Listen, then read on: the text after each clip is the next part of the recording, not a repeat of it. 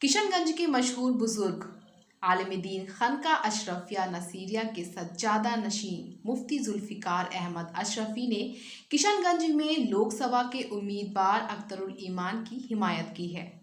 अपने बयान में उन्होंने कहा है कि असदुद्दीन ओवैसी और उनकी पार्टी MIM को हमें मजबूत करना चाहिए।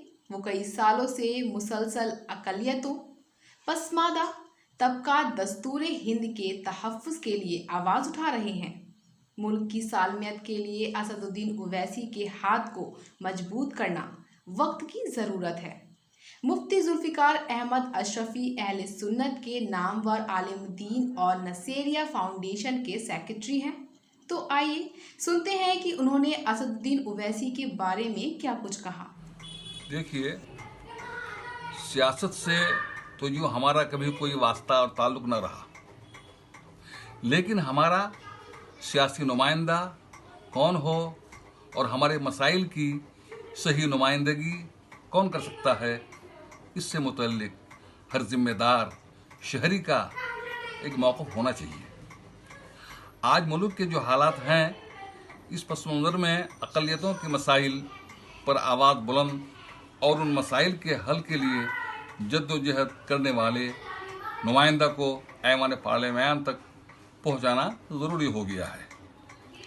जिस तरह कई सालों से जनाब असदुद्दीन ओवैसी साहब तनह तनहा मुसलमान और पसमानदा तबक़ात के लिए आवाज़ उठा रहे हैं, खुसूसन तलाक़ सलासा से मुतल्लिक़ उन्होंने जो किरदार अदा किया वो काबिल तारीफ़ है।